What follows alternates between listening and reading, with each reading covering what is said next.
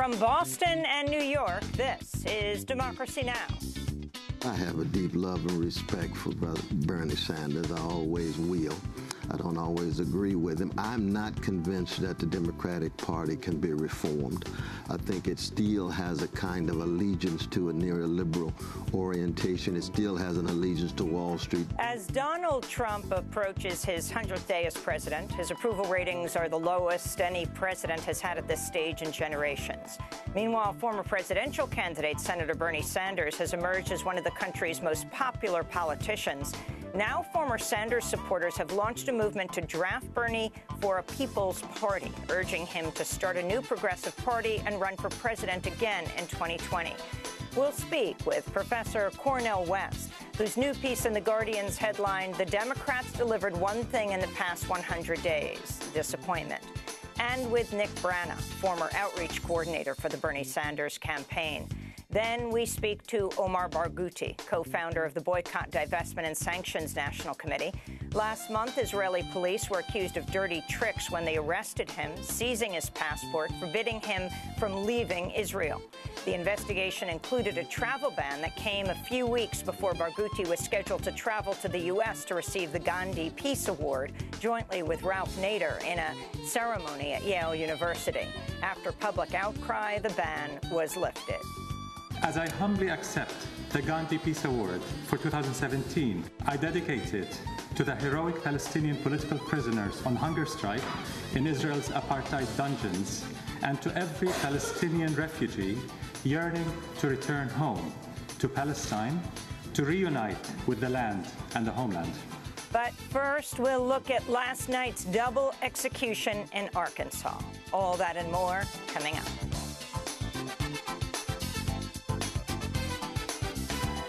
Welcome to Democracy Now!, democracynow.org, the War and Peace Report. I'm Amy Goodman. Arkansas carried out a double execution Monday night, marking the first time in nearly 17 years that any state killed two people on the same day. At 7:20 p.m. Arkansas time, 52-year-old Jack Harold Jones was pronounced dead in the death chamber at the Cummins Unit State Prison. Infirmary workers had spent more than 45 minutes unsuccessfully trying to put a central line into his neck. According to a court filing, during Jones' execution, he was, quote, moving his lips and gulping for air, unquote, which suggests he continued to be conscious during the lethal injection.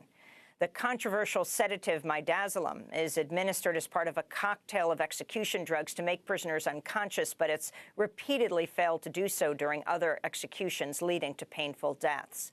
Ahead of Monday night, Jones' lawyers had argued his medical condition was likely to reduce the sedative's effectiveness, leading to an unconstitutionally painful death. But this argument was rejected by a court. Before being killed, Jones gave a long final statement in which he apologized to the daughter of Mary Phillips. Jones has admitted to raping and killing Phillips in 1995. His final words were, "I'm sorry." Lawyers for the second man, Marcel Williams, filed a last-minute appeal for a stay of execution following Jones' killing, arguing Williams could also experience a botched, painful death. A district court judge initially granted a temporary stay of Williams' execution, but then allowed the execution to go forward. Williams was pronounced dead at 10:33 p.m. He'd been convicted and sentenced to death for the 1994 kidnap, rape, and murder of Stacey Erickson. Monday night's executions came after legal challenges reached the U.S. Supreme Court, which rejected a stay for Williams. The only justice to dissent in this ruling was Justice Sonia Sotomayor. The last double execution carried out in the United States was in 2000 in Texas. Arkansas carried out its first execution in 16 years Thursday, killing Liddell Lee, and plans to execute a fourth man, Kenneth Williams, this coming Thursday. The state had initially planned to execute 8 people within 11 days this month, an unprecedented rate of executions in modern U.S. history. We'll have more on Arkansas's executions after headlines with Guardian reporter Ed Pilkington, who's in Arkansas. President Trump has walked back from demands that a government funding bill allocate $1.4 billion for border wall construction. The government faces the looming possibility of a government shutdown if a funding deal is not reached by the end of this week. On the campaign trail, Trump had promised Mexico would pay for Trump's expanded border wall. This is White House spokesperson Sean Spicer answering questions on Monday. Look, they're currently negotiating. We feel very confident that they understand the president's priorities and that we'll come to an agreement by the end of Friday. Well, I think, Jim, the president has made very clear that initially we needed to get the funding going, and there's be several mechanisms to make sure that that happens. That funding piece will happen in due time. Alexis. That is a promise that the president made during the campaign. It is, no, but he also said Mexico would pay for the wall. Right. And now we're having a discussion that the government might shut down over the wall. President Trump is expected to unveil his proposed tax overhaul Wednesday, which will reportedly include a plan to slash the corporate tax rate from 35% to a mere 15%. If passed, the tax cut could significantly reduce government revenue for key public programs. Democrats have vowed not to work with Trump on a tax plan until he releases his tax returns. Another top Fox News anchor, Sean Hannity, is facing accusations of unwanted sexual advances. Former Fox News guest Debbie Schlussel has accused Hannity of inviting her back to his hotel room and that after she rejected his advances, quote, he called me and yelled at me, and I kind of knew I wouldn't be back on his show, she said. While Schlussel says she doesn't think the incident qualifies as sexual harassment, she says she thought Hannity was weird and creepy. The accusations come after Fox's top anchor, Bill O'Reilly, was ousted last week. Amidst revelations, he and Fox paid more than $13 million to settle 5 sexual harassment claims. Meanwhile, New York Magazine reports 7 black employees at Fox are planning to join a racial discrimination lawsuit accusing Fox's longtime controller of spewing racist insults for years. The employees also accuse the controller, Julie Slater, of forcing black women workers to arm wrestle their white coworkers. In a letter to the network, the workers' lawyers write, quote, forcing a black woman employee to fight for the amusement and pleasure of her white superiors is horrifying. This highly offensive and humiliating act is reminiscent of Jim Crow-era battle royals, unquote. The State Department's facing criticism after using taxpayer money to promote President Trump's private for-profit Florida resort, Mar-a-Lago. On a State Department website, a promotional article offers a, quote, inside look at the winter White House, unquote. That's Mar-a-Lago. The watchdog group, American Oversight, says it'll file an ethics complaint with the State Department. The Office of Government Ethics, Oregon Democratic Senator Ron Wyden criticized the promotion, tweeting, quote, yes, I am curious at State Department, why are taxpayer dollars promoting the president's private country club? President Obama delivered his first post-presidency speech Monday night, speaking to a group of students in Chicago. Without ever once uttering Trump's name, Obama encouraged civic engagement and expressed concern about increasing political polarization. The U.S. Treasury Department has imposed sanctions on 271 officials with Syria's Scientific Studies and Research Center, which the U.S. says is linked to the Syrian government's alleged chemical weapons program. The sanctions are in response to a chemical weapons attack allegedly carried out by the Syrian government, which killed 86 civilians, including dozens of children, in early April. The Syrian government's denied carrying out the attack and has instead blamed the anti-government rebels. In Los Angeles, tens of thousands of people marched to the Turkish consulate Monday to commemorate the 102nd anniversary of the Armenian genocide. Every year, because they are not accepting the genocide. The government of Turkey, they are dictator. Especially now, Erdogan, he's a dictator. Okay, he's not accepting. They have to accept this is a genocide. It happened. The Turkish government continues to deny the genocide, which saw an estimated 1.5 million Armenians exterminated through direct killing, starvation, torture, and forced death marches. In the Congo, the United Nations says a video appears to show the killing of 2 UN investigators who went missing more than a month ago. The government, which had been accused of complicity in their disappearance, screened the video Monday and said it shows the killings were carried out by anti-government militia. The UN investigators went missing in the Kasai region, where at least 17 mass graves have been unearthed over the last month, amidst ongoing fighting between rebels and Congolese government forces. In Mexico, a Dutch ship operated by the organization Women on Waves spent the weekend in international waters off the coast of Guerrero over the weekend, providing free, safe abortions. Outside the capital, Mexico City, abortion is illegal, except in limited cases such as rape, forcing women to seek dangerous clandestine abortions. This is Women on Waves director Rebecca Gompertz. We're here with the ship Adelaida in Huatanejo, Mexico, to raise awareness to the violations of women's rights here in Guerrero, where abortion is still very restricted. We can take out women to international waters where the Mexican jurisdiction doesn't apply anymore, and provide medical abortions to women in international waters. Back in the United States, New Orleans has removed 4 Confederate monuments, including one whose original inscription celebrated, quote, white supremacy in the South. The government workers who removed the statues wore masks and bulletproof vests for protection and were guarded by police snipers during the job. White nationalists had staged a series of protests in the lead-up to the memorial's removals. A car belonging to one of the workers had also been set on fire.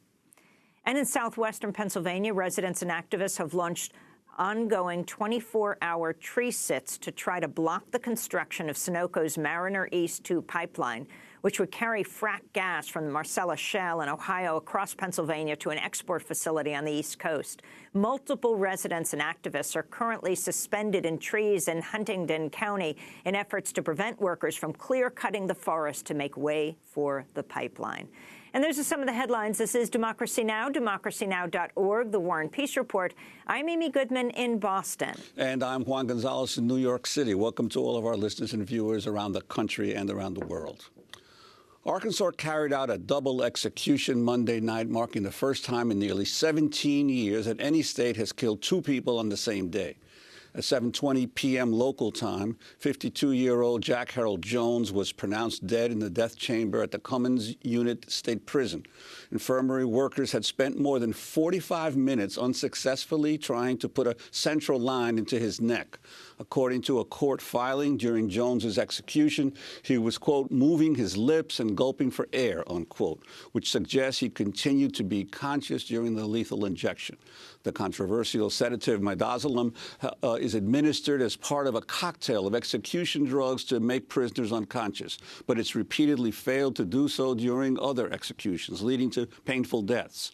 Ahead of Monday night, Jones's lawyers had argued his medical condition was likely to reduce the sedative's effectiveness, leading to an unconstitutionally painful death, but this argument was rejected by a court. Before being killed, Jones gave a long final statement in which he apologized to the daughter of Mary Phillips. Jones has admitted to raping and killing Mary Phillips in 1995. His final words were, "I'm sorry." Lawyers for the second man, Marcel Williams, filed a last-minute appeal for a stay of execution following Jones's killing, arguing Williams could also experience a botched, painful death. A district court judge initially granted a temporary stay of Williams's execution, but then allowed the execution to go forward. Williams was pronounced dead at 10:33 p.m. He had been convicted and sentenced to death for the 1994 kidnap, rape, and murder of Stacey Erickson. Monday night's executions came after legal challenges reached the U.S. Supreme Court, which rejected a stay for Williams. The only justice to dissent in this ruling was Justice Sonia Sotomayor. The last double execution carried out in the U.S. was in 2000 in Texas. Arkansas carried out its first execution in 16 years Thursday, killing Liddell Lee, and plans to execute a 4th man, Kenneth Williams, this coming Thursday. The state had initially planned to execute 8 people within 11 days this month, an unprecedented rate of executions in modern U.S. history. They wanted to perform these executions before the end of the month, when midazolam would expire. For more, we're joined via Democracy Now! Video stream by The Guardian reporter Ed Pilkington, who's been following the executions closely with local reporters on the ground. Ed, welcome back to Democracy Now! You have a witness statement on the execution. Can you explain? There were 2. What the witness saw? Yeah, we worked with Jacob Rosenberg, who is a reporter for Arkansas Times, He was in the death chamber for the second execution last night of Marcel Williams. And a very interesting account. I think the really important part of it, there are two things really. One, because of the court stay that happened for Marcel Williams, while the judge considered what had happened to the first prisoner to die, Jack Jones, Marcel Williams was kept strapped to the gurney the entire time. Now, we don't quite know when that began. It's probably around something like 8 p.m. last night. And he was pronounced dead at 10:33. So for maybe longer than 2.5 hours, this 400-pound prisoner was kept strapped to a gurney, which I think is fairly disturbing in itself. The other thing that came out of our eyewitness report is that there's a sort of missing half an hour. Now, the media, the three media witnesses were kept held in a van while the delay was happening because of court proceedings. They had a little window at the back of the van that they could look out the back of. They saw Marcel Williams being taken out to the bathroom and then brought back. He was brought back at about 9:29. The execution began at 10:16. We don't know anything about what happened in that period. And I think that's important and will continue to be important. And it's because of the secrecy that the death penalty states have imposed on the entire process of execution. The media witnesses were only allowed to see when the curtain was opened and the execution began. They were not allowed to see the crucial period in which IV lines were tried to be found. And that was the problem that we had in the Jack Jones execution earlier in the evening. The state, by its own admission in court filings, admitted that they tried to find an IV line in the prisoner's neck and failed. And this is precisely the kind of problems that have come up time and time again with Clayton Lockett, the gruesome execution in Oklahoma, where he arrived for 43 minutes on the gurney. That was down to an IV line that couldn't be found. And in Arizona, the Woods execution, where they stuck him 15 times and injected him 15 different times because they find it so difficult to find a vein. So I think we're starting to see the same old problem emerge yet again: secrecy, the fact that the public cannot see what's being done in its name when prisoners are being killed, leading to problems in the process. And Ed Pilkington, what are the requirements in terms of the public's ability to view this, or the witnesses at least who are there, who are permitted to see the execution, being able to witness the entire process?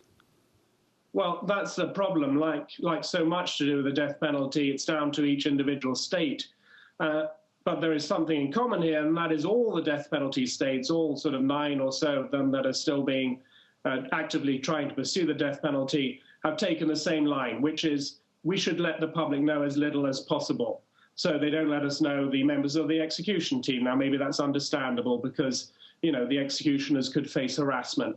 But they won't let us know who manufactures the drugs they use or where they got them from. Now, that's problematic because we don't know, you know, where these drugs sort of knocked up in a corner shop. They have tried that in the past. And now they're fighting over how much the public can see in the process. And in Arkansas, they went to extraordinary lengths to make our job difficult as reporters, and I'm one of them. To start with, they wouldn't even allow us laptops into the media room where we were watching if we weren't in the death chamber. Now, this is just the visiting room. We're not anywhere near the death chamber. We're not a security issue. We weren't allowed laptops to start with. They consented on that in the end, but we weren't allowed telephones in the room.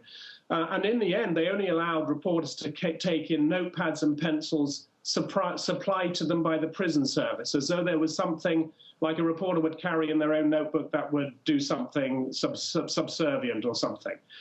And the whole process is like being a battle between the media, which is the eyes and ears of the public, and the prison service that, after all, is doing the most serious thing that any state can do, and that is to kill one of its own citizens.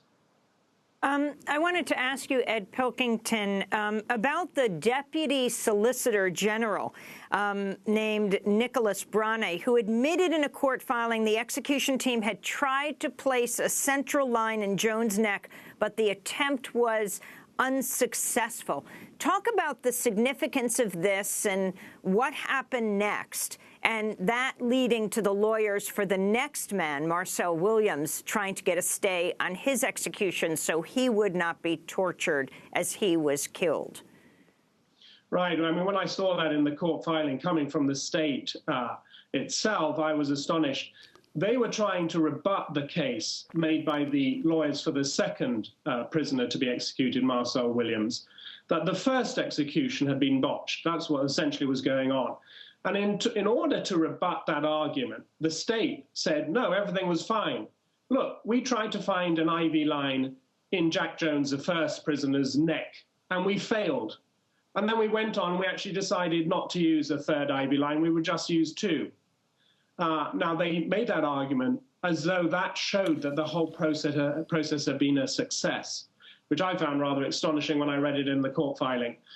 Then we went on to the Marcel Williams execution, the second one. We don't know, as I say, what happened in half an hour when they were trying to find an IV line. We know nothing about that at all.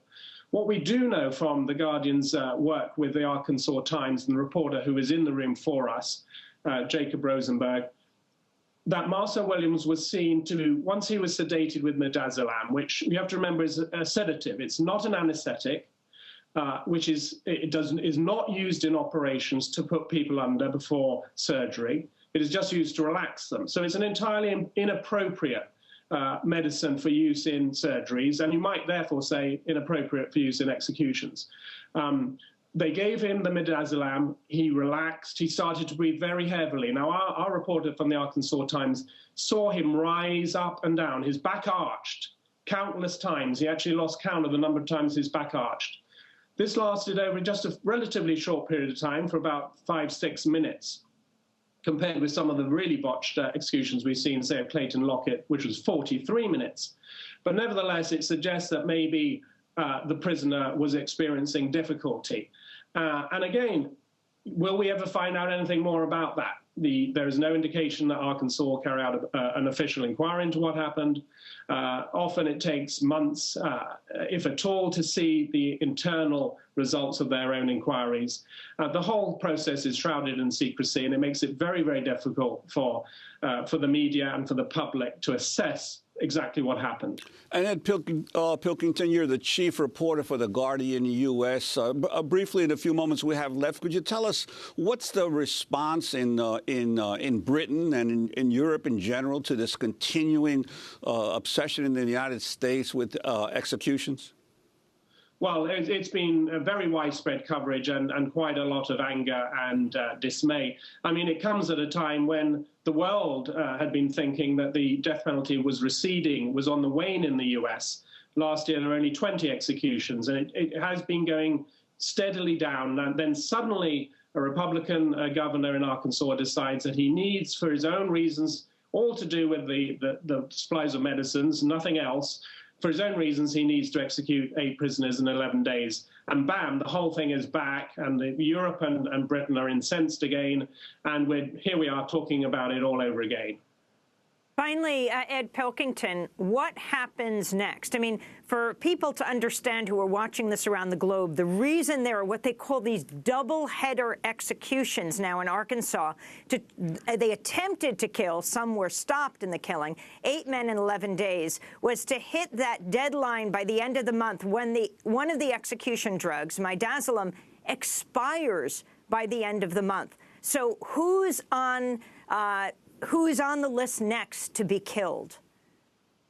Well, we've got one more execution coming up this Thursday in Arkansas. And then sort of the battle continues. You have to say that the death penalty states are waging a losing battle here, because the drug companies are now absolutely in unison. They do not want their drugs, which are designed and manufactured to save lives. They do not want those drugs used to kill people. They're all saying it. More than 30 of the major manufacturers are now saying that. Distribution companies are also saying that. They do not want this to happen, and they are making it incredibly difficult for prison services to find the drugs. And as a result, prison services are doing more and more extreme things with more and more botched executions. And, it feels to me like the whole thing is falling apart.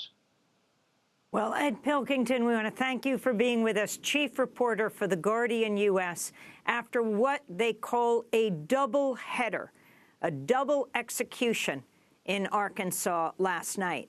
It hasn't happened in this country since 2000. This is Democracy Now!, democracynow.org, The War and Peace Report. When we come back, Donald Trump's approaching his 100th day as president, But there are a group of people who are calling for a third party and pushing Bernie Sanders to run. Stay with us. Hold it down, hold it down, hold it down. Oh, gosh. Oh, my gosh. Easy, easy. Yes, UK massive. Yes, UK massive.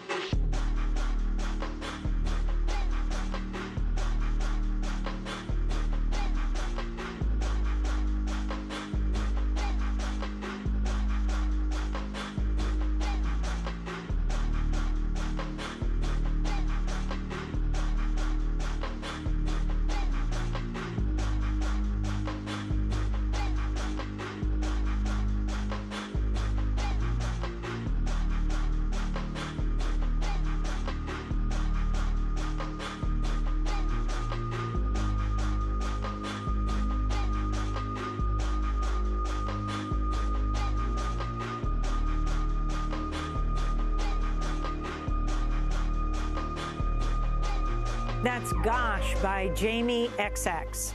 This is Democracy Now!, DemocracyNow.org, The War and Peace Report. I'm Amy Goodman in Boston. Juan Gonzalez is in New York.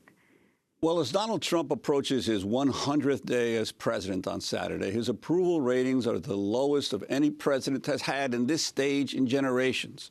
A recent poll by the NBC News and the Wall Street Journal found just 40% of Americans currently approve of his job performance. Trump took to Twitter to call the poll totally wrong. This comes as former presidential candidate Senator Bernie Sanders has emerged as one of the country's most popular politicians. The Hill reports a Harvard-Harris poll shows 57% of registered voters view Sanders favorably, out of a field of 16 Trump administration officials or congressional leaders who were included in the survey. Sanders was the only one who was viewed favorably by a majority of those polled. Sanders has drawn massive crowds at stops on his recent speaking tour with new Democratic National Committee head Tom Perez as they push to reform the Democratic Party. On Sunday, Sanders spoke to Face the Nation about how the Democratic Party needs to change. The model of the Democratic Party is failing. We have a Republican president who ran as a candidate, as the most unpopular candidate in modern history of this country. Republicans control the House, the Senate, 2/3 of governor's chairs. And in the last 8 years, they have picked up 900 legislative seats. Clearly, the Democratic Party has got to change. And in my view, what it has got to become is a grassroots party, a party which makes decisions from the bottom on up. Meanwhile, some former Sanders supporters have launched a movement to draft Bernie for a People's Party, urging him to start a new progressive party and run for president in 2020. Well, for more, we're joined by two guests. Nick Brana is the former outreach coordinator for the Bernie Sanders campaign. He's joined with former Bernie staffers and volunteers to launch the campaign. We're also joined by Dr. Cornel West, professor of the practice of public philosophy at Harvard University. He served on the Democratic Party's platform committee during the 2016 election. Now, he, too, has joined the movement to draft Sanders. His new piece in The Guardian headlined, "The Democrats delivered one thing in the past 100 days, disappointment."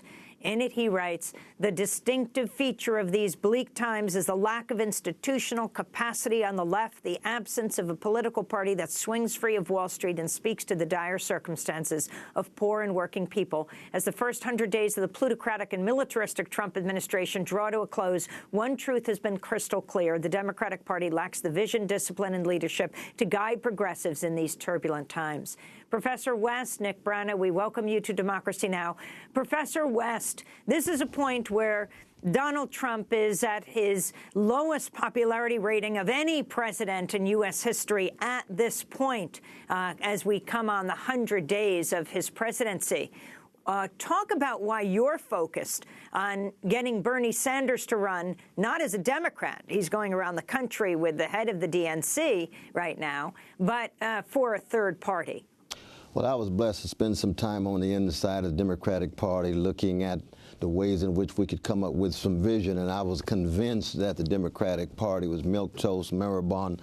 It lacks imagination, gusto, doesn't have enough courage. It's too tied to big money. The duopoly stands in the way of democracy now. And when Brother Nick gave me a call and said that he and the others had been coming together, looking for a way of breaking the duopoly and trying to allow for poor and working people's voices to be heard, I said, count me in. And that's why I appreciate my brother in this work, and we're trying to get Bernie and the others to jump on board.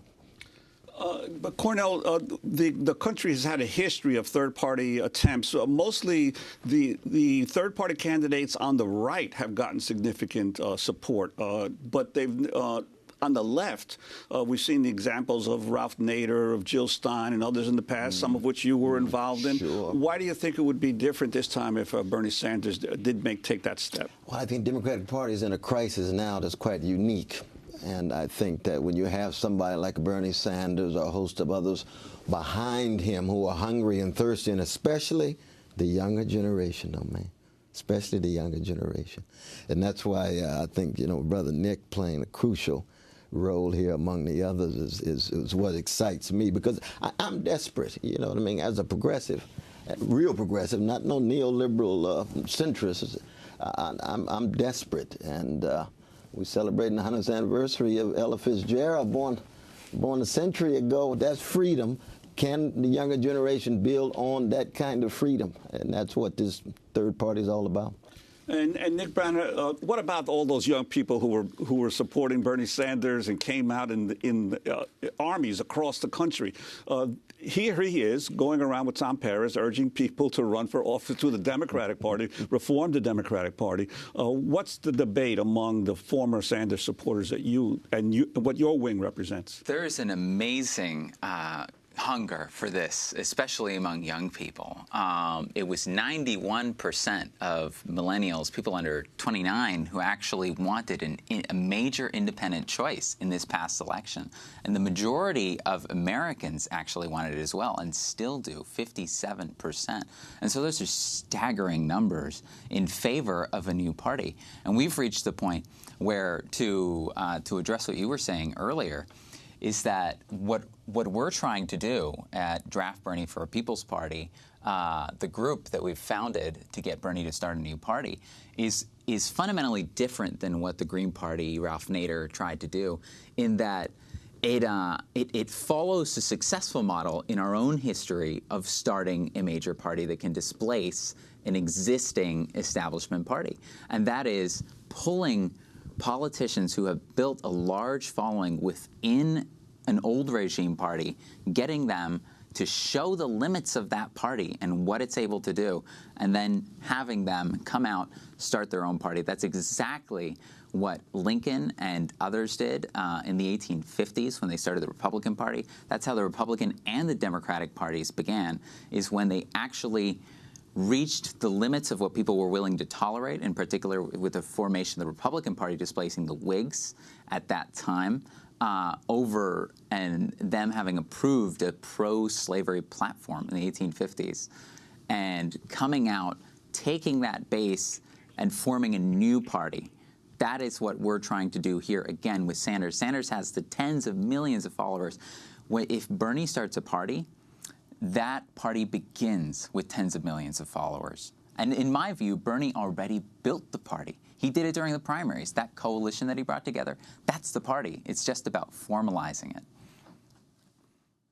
Professor Cornel West, some might say the Republican Party is in disarray, that this is a perfect time for a strong Democratic candidate like Bernie Sanders to run. I mean, polls show, including I even think one Fox one, the incredible popularity of Bernie Sanders, and that he could have won the actual presidential race if he were running against Donald Trump. So why not push for him to be within the Democratic Party? Well, there's no doubt that Donald Trump devastated the Republican establishment for a few weeks. As soon as he moved to the White House, he brought them right back. He brought back Wall Street, he brought back Goldman Sachs, he brought back the billionaires, and he brought back the military-industrial complex. And so what has happened is that a consolidation of a far right wing, because let's just be honest about it, Donald Trump, he's a gangster in character, and he's a neo-fascist in the making, so he's very dangerous. We do support a multiracial a coalition against Donald Trump. But at the same time, the Democratic Party refuses to engage in self-examination, refuses to engage in soul-searching, wants to do the same thing over and over again, keep the same personnel in leadership, and therefore the last thing we need is another neoliberal, technocratic centrist running for the Democratic Party when the Republican Party is in trouble, and therefore we have to have a Bernie Sanders figure, or Bernie himself, or somebody. We got a number of people who are thinking seriously about this, not just on a national level, but state and local levels, to say, you know what, poor and working people need to be put at the center, and we need a critique of militarism, dropping all these bombs on these Muslim countries, killing innocent people with no serious accountability. That cannot stand. As Dr. West wrote so brilliantly, the defining feature of this time is that we do not have an opposition party. We don't have an actual institution in which progressives can build, grow power. And looking at the lessons of the movements that have come before us, for example, the Occupy movement. The Occupy movement was a quantum leap in consciousness in the United States, but it did not succeed in formalizing that power into an institution.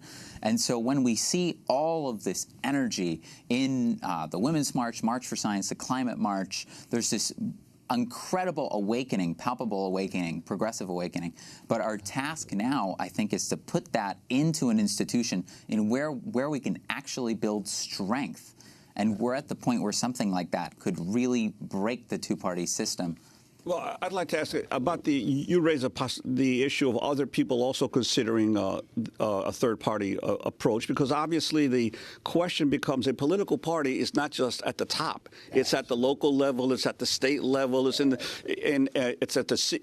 city councils and the state legislatures. How do you break the hammerlock of the duopoly of these parties that, when it comes to candidates, they mobilize their forces in every county and every town to assure their candidate is victorious? How do you build that structure? I think when you unleash the energy of everyday people, it's hard to know exactly who's there.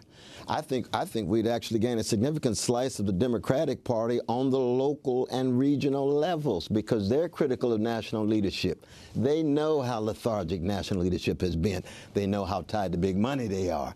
So you got a number of local folks that the only thing in town are Democrats.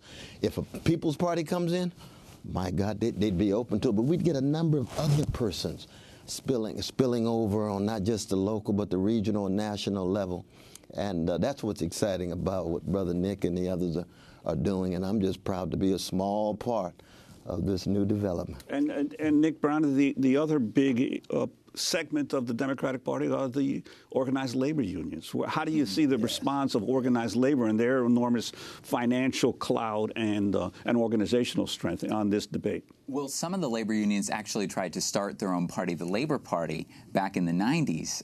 One of the, I think, lessons to learn from that is that they did not try to run candidates themselves. Rather, they said, we're going to stay kind of within the Democratic Party model. And that, I think, we need to learn from that lesson as well and say, no, this is a full party that is going to run candidates at every level. And if Bernie were to do this, I think Dr. West is absolutely right. There would be people who would switch affiliation across the board in Congress, at the local state level. You would have just an amazing transition. One of the reasons that we decided to do this was we've looked over the past few months at Bernie. Bernie is working furiously to change the Democratic Party, And unfortunately, what we've seen is that the Democratic Party is still losing supporters. That's incredible. The most popular politician in the country cannot stem the tide. He compared it to the Titanic. Bernie compared it to the Titanic, a sinking ship recently, the Democratic Party. And he's right. And once you realize that people continue to leave the Democratic Party, you see that Bernie's role is not necessarily as being able to bring people into the party. None of us can do that. People recognize that the party doesn't represent them. Rather, what he's doing is he's slowing the dissolution of the party. And if Bernie were instead, the momentum is towards an independent alternative. That's what people are leaving the Democratic Party, even with Bernie there. If Bernie were to switch sides, go with the populist progressive current, the party would collapse. And that is something which would allow a genuine opposition party, progressive populist party, to arise, because right now the Democratic Party is blocking something like that from merging. So, Nick, what is Bernie Sanders' response to this? Nick and also Professor West, you're very close to him. What does he say about starting a third party or even running for president on the Democratic ticket in 2020? That's right. So this is something that we're trying to convince Bernie actively, to show him now is the time to do this. Now is when people are ready, tens of millions of people, the following that you built, you can actually bring this into a new party at the time. And that's why I'm really excited actually to make an announcement on Democracy Now! And to announce that Dr. West and I would like to invite Bernie Sanders to a town hall at which we can discuss this issue and other issues facing the progressive movement. I think it's time for the progressive movement to discuss this question openly, Amy, about whether it's time to have an independent alternative. When we started this process 6 months ago about after Donald Trump won the election, I don't think if you would have asked progressives, is that, in 6 months' time, the party establishment is going to pick Perez, who was saying we should stick a fork into Bernie in the narrative that he actually appeals to minorities, and be voting for Trump's nominees and opposing overwhelmingly things like single-payer health care. I don't think progressives would have said, you know what, that's how I think reforming the Democratic Party should be going. That should be going well. And so Dr. West and I'm very happy to have you, Dr. West, in inviting Bernie to that town hall so that we can discuss this issue about where the movement should go. Well, Professor West, there has been some interesting controversy. I wanted to ask you about Senator Sanders' support of Omaha, Nebraska mayoral candidate Heath Mello. Sanders spoke at a rally for Mello last week as part of the Democratic National Committee Unity Tour. While serving in the Nebraska legislature, Heath Mello sponsored anti-choice legislation. He was endorsed by the Nebraska Right to Life group in 2010. In an article for Rewire, Imani Gandhi wrote, quote, Bernie Sanders and many of his supporters seem perfectly content to categorize reproductive rights and abortion access as a social issue, a distraction from economic justice and reforming Wall Street, which they deem the so-called real issues. And that simply doesn't work because reproductive justice and economic justice are inexorably intertwined, Imani Gandhi wrote. Can you respond to this?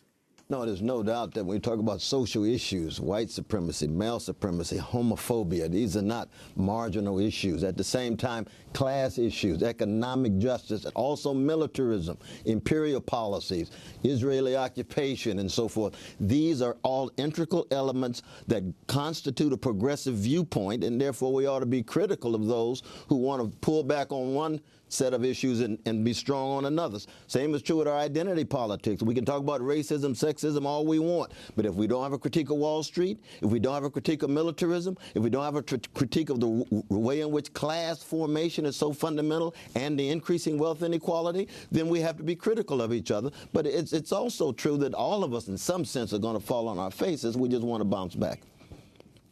Well, we want to thank you both for being with us. Professor Cornel West, now a professor back at Harvard University. I feel like we switched places, Cornel. You're in New York. I'm here in Boston. I'll be speaking at Harvard Science Center E this morning at 11 as we continue our tour around the country.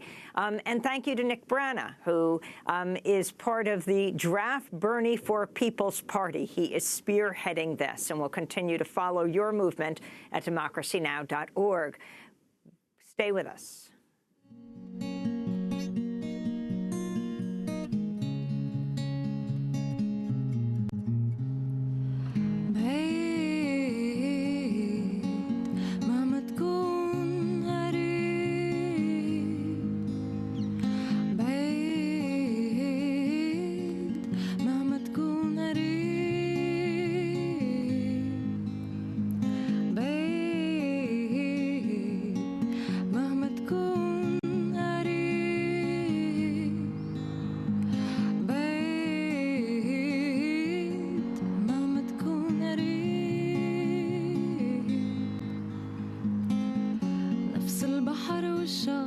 نفس الهوا والريح مش نفس القفص بالظبط نفس الطير الجريء حدود وعود والأمل موجود بس بعيد.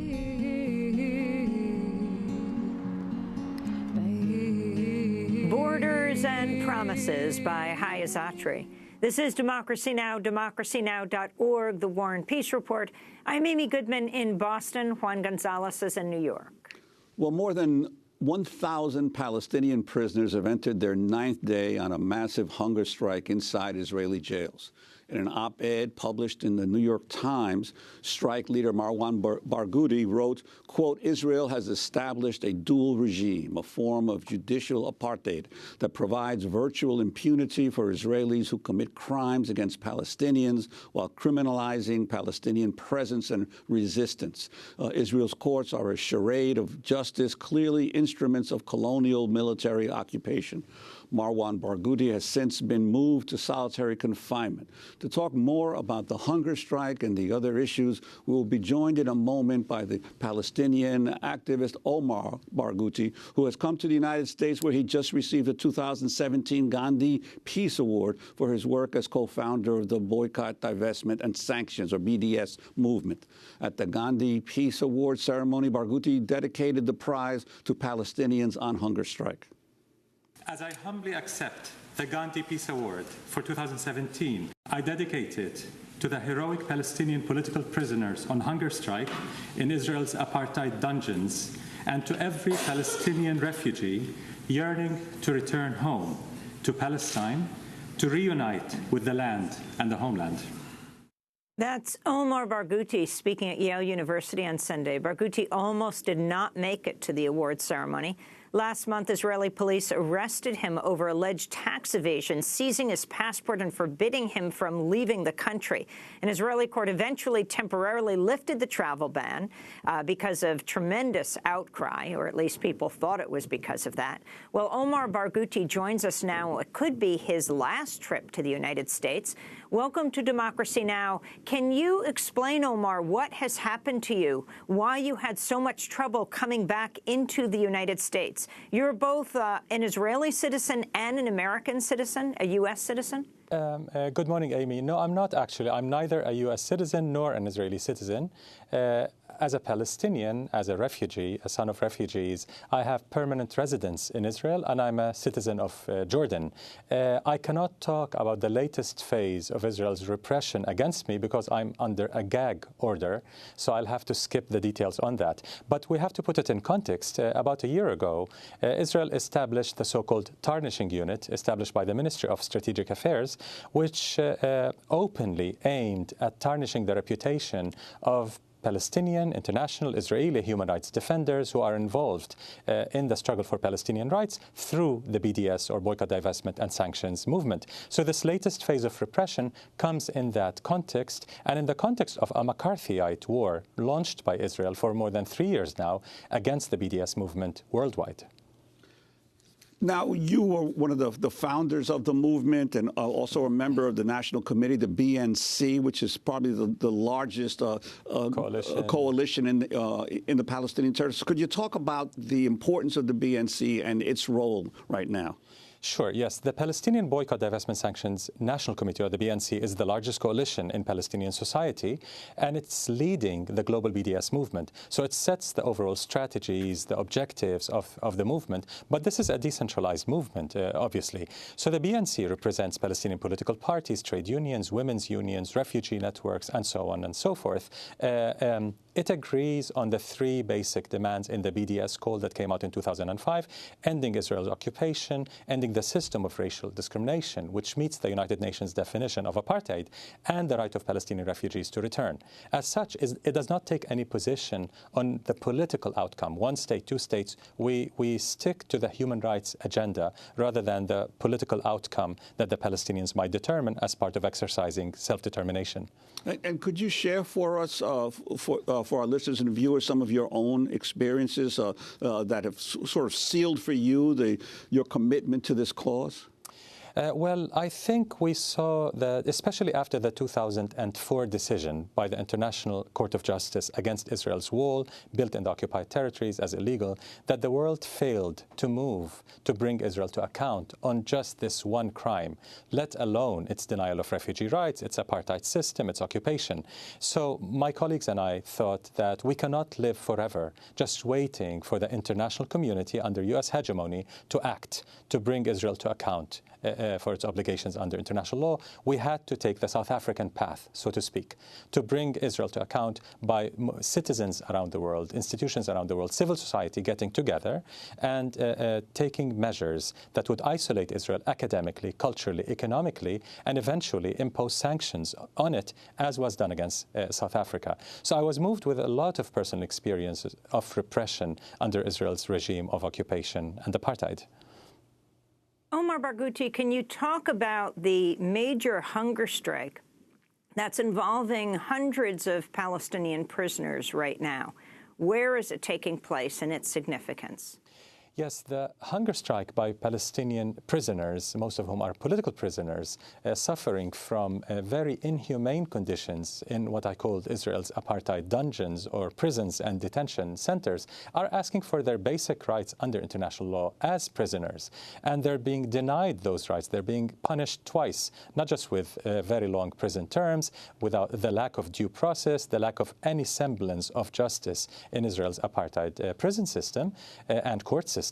They're also denied some basic rights like visitation rights. Their parents, when they come to visit them, are being humiliated. Many prisoners are tortured and suffer from very inhumane conditions. So torture is very prevalent in Israeli prisons, in the detention system in particular, including against hundreds of Palestinian children. So prisoners are striking, going on this very difficult, very extreme form of resistance in order to show the world that they are lacking those basic rights and they demand those basic rights. They refuse to live in such conditions.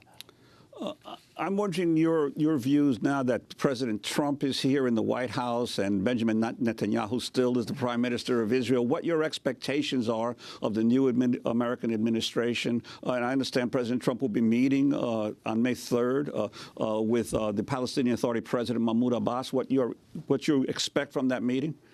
I think if we consider the Israeli government that came into power in 2015 as the most racist in Israel's history, dropping the mask that once covered Israel's regime of occupation, settler colonialism, and apartheid, the Trump administration has also dropped the mask of the U.S. administration, which was always in bed with Israel's system of occupation and apartheid, and now it's in your face. So the repression that we're seeing increasingly in the United States and the repression and denial of rights we're seeing by the Israeli government are coming together and showing ways to connect our struggles. So we're facing very difficult times, facing an Israeli impunity on steroids because of the Trump administration. And at the same time, Israel's right-wing government is being used by the Trump administration as a model for ethnic profiling, for walls like the wall with Mexico, and for various sorts of racial policies. Israel is now a model for the U.S. administration, and that's dangerous for everyone. Omar Barghouti, you were honored at Yale University along with Ralph Nader with the Gandhi Prize. You also spoke last night at Columbia University. Was there any trouble there? Well, we had sort of Israel's McCarthyism reaching the Columbia University and Barnard College at the very last minute, less than 24 hours before the event last night. The Columbia and Barnard administrations denied the students the right to open the event to the public. So it was restricted to the Columbia University community in a very strange move. And the reasons were even stranger. They cited an article in some far-right-wing rag saying that this is a controversial speaker and it might cause a lot of controversy on campus, as if there's any speaker who has anything to say is not controversial. So clearly the establishment, including the academic establishment in this country, are falling under pressure by the Israel lobby that are really trying to sell their McCarthyism and their repression in various institutions to prevent Palestinian voices from speaking out and to prevent many Americans from from joining this struggle for justice in Palestine, as well as connecting it to domestic struggles for racial rights, economic rights, and other forms of justice. I wanted to ask you about the BDS movement, Israel's response to the BDS movement. What are they doing in terms of fighting back against it? And also, they're building a database of Israeli citizens who are supportive of the movement? Sure. Since 2014, Israel decided that its former strategy for fighting BDS, the propaganda or brand Israel strategy, was failing. So they adopted a new strategy that is based on using their intelligence services to spy on BDS activists and try to tarnish our reputations, based on legal warfare, trying to pass anti-BDS legislation, as is happening in many state legislatures in this country, as well as in the U.S. Congress and in countries like France, Britain, and so on. So they've gone from a propaganda war to a full-fledged legal and intelligence war on the movement. What you mentioned is absolutely important. Recently, Israel passed an anti-BDS ban. It wouldn't allow any supporter of BDS or even supporters of partial boycotts against Israel's illegal settlements in the occupied territories from entering the country. They are establishing, indeed, a blacklist of Israelis who support any form of boycott against Israeli institutions to bring about justice and to bring about Palestinian rights. So this McCarthyism is no longer just a metaphor. It's really, truly happening as Israel descends into the abyss, and as people in the mainstream, as Ehud Barak, for example, are warning that there are signs of fascism taking over in Israel. Do you think, Omar Barghouti, what would you like to see come out of this meeting next week on May 3rd between Mahmoud Abbas and President Trump that Juan was just referring to? I think I'm not alone among Palestinians who have very little hope that anything can come out of this. First, Palestinian officials who are currently leading do not have a democratic mandate to lead. They do not have a democratic mandate to compromise on any Palestinian rights as they're doing. So they're not upholding Palestinian rights under international law. They're not upholding the right of Palestinian refugees to return, the right to live without apartheid or occupation. They're asking for a very small subset of Palestinian rights, and they're heeding the dictates coming from the Israeli and U.S. administrations. So we have very little hope. This is a very weak leadership without any democratic mandate, and we do not expect much coming out of it. We rely more on society, on civil society, popular resistance, and international solidarity with it. Well, Omar Barghouti, we want to thank you so much for being with us. Palestinian human rights defender, co-founder of the Boycott, Divestment and Sanctions National Committee, or BNC. Israel placed a travel ban on Omar Barghouti as part of its crackdown on BDS, but after he won a temporary suspension of the ban, Barghouti came to the United States to receive the Gandhi Peace Award. That does it for our show. We're on a nationwide speaking tour. I'll be speaking this morning at 11 o'clock at Harvard Science Center, at Yale at 3:30 at the Yale Law School Auditorium, Mount Holyoke in Massachusetts at 7:30 p.m. On Wednesday, we'll be covering Vermont. It's Middlebury at noon, and then Montpelier in the evening. On Wednesday, Bennington and Burlington in the evening. That's on Thursday. Then we move on to Washington, D.C., where Democracy Now! Will be doing a 5-hour broadcast covering the People's Climate March on April 29th. We'll be speaking on Saturday night in Washington and Sunday, and then on to Raleigh-Durham and to Atlanta and to Tampa and places beyond, right through to California. Check our website at democracynow.org. You can see our details about our paid internships in our Spanish archive, social media, and education departments. Check democracynow.org.